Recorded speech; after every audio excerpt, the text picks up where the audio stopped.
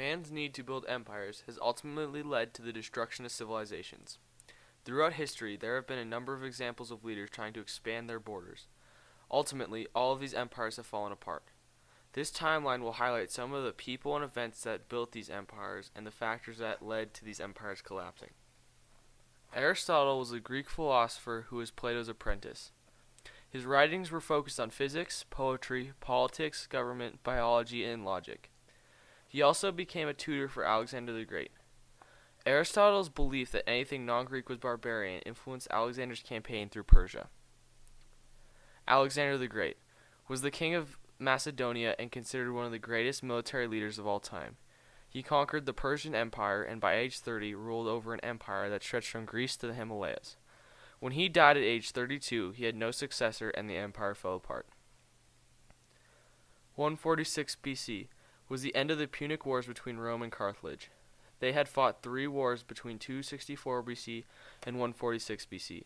By the end of these wars, Rome had taken control of Sicily, the western Mediterranean region, and Carthage. Rome was now an imperial power. Emperors. While Greece was struggling, Rome became a powerful republic in 27 BC. The emperors that ruled Rome for the next 200 years would come to create an empire stretching from Spain to Syria and from Great Britain down to Egypt. But some of these emperors were poor leaders with unusual personality quirks. The economy suffered from inflation and parts of the empire were being invaded by local tribes. Constantine reunited and ruled the Roman Empire for 30 years. He altered the ancient city of Byzantium into a new imperial dwelling and renamed it Constantinople. The city would become the capital of the Eastern Roman Empire. Constantine was also the first Roman emperor to convert to Christianity. When he died, the eastern part of the empire survived, but the western part fell to invading Germanic tribes. The Holy Roman Emperor and the Holy Roman Empire. The first Holy Roman Emperor was Otto I. He was chosen to rule by Pope John XII in 962 and ruled over a kingdom that covered virtually all of Central Europe. This would eventually crumble because the church did not like how the emperors had control over the clergy. This would lead to wars with Italian cities and clashes with the Pope. It also contributed to the start of the Crusades. The Crusades were a direct result of the power of the Holy Roman Empire. The Crusades were a series of campaigns led by the Catholic Church to try and regain the Holy Land from the Muslims. The first crusade was ordered by Pope Urban II in 1095. There were a number of different crusades sanctioned by the Pope to fight the enemies of Christianity, resulting in 200 years of fighting. The Church gained and then lost Jerusalem. The final battle of the Crusades was the fall of Acre in 1291. Discovery of the New World was an expedition led by Christopher Columbus and funded by Ferdinand and Isabella of Spain. The original purpose of the trip was to find a new trade route to the East Indies. Spain had found a new world with tons of minerals including gold and silver, thus making Spain incredibly wealthy. Other European countries soon followed Spain to the New World in search of these riches. Ferdinand and Isabella were rulers of Spain from 1469 to the mid-1500s. They united the various sections of Spain and claimed it as a Christian state. Non-Christians were given the option of converting to Christianity or forced exile from Spain. They also helped turn Spain into a wealthy empire with their sponsorship of Christopher Columbus's expedition to the New World. But soon after Ferdinand's death, Spain lost its power because of bad economic problems caused by invading England and expelling non-Christian merchants who paid taxes. The French Revolution was the violent overthrowing of an absolute monarchy. It was the result of political turmoil in France caused by an unfair tax code, a crumbling economy, and a king that was out of touch with the problems of his people. This all happened while France was the most powerful country in the world.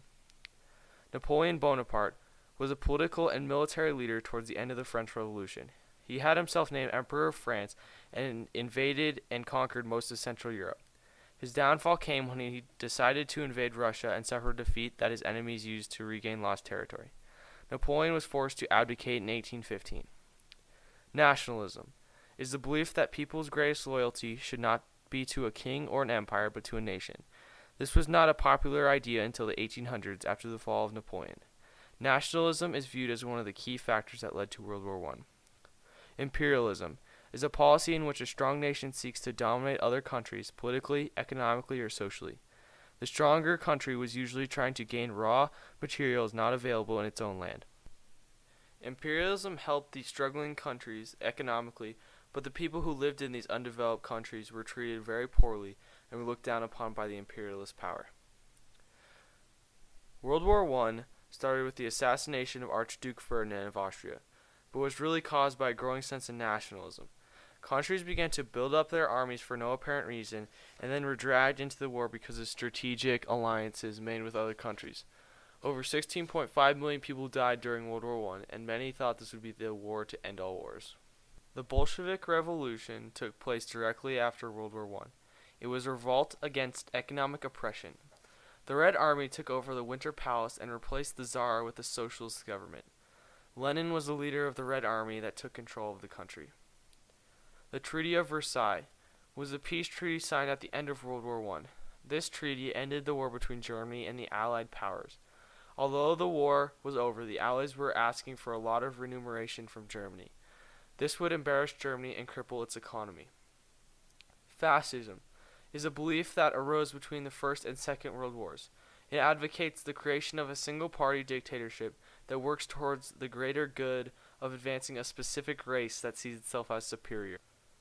Fascism was directly responsible for the rise of the Nazi Party in the 1930s Germany and the rise of Adolf Hitler as its leader. Hitler and the Holocaust. As the fascist leader of Nazi Germany, Hitler believed in the superiority of the Aryan nation through invasions of lands that he felt were rightfully German. His conquests included virtually all of mainland Europe.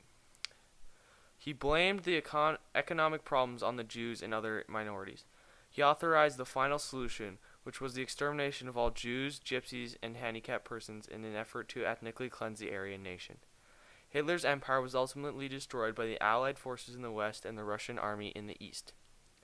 Hiroshima and Nagasaki are the Japanese cities where the U.S. military dropped atomic bombs to force the surrender of the imperialist Japan to end World War II.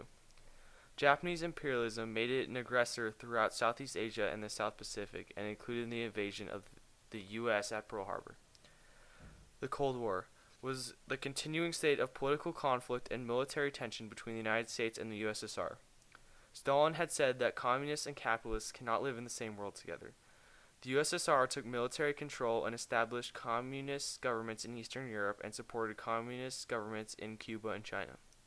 The U.S. tried to stop the spread of communism from going any further into Western Europe, and both sides built up large strategic defenses.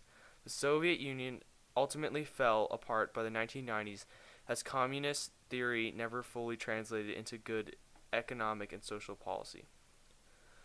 None of these empires discussed in this timeline exist today. Humans have still not learned that building an empire is eventually going to wreck that civilization.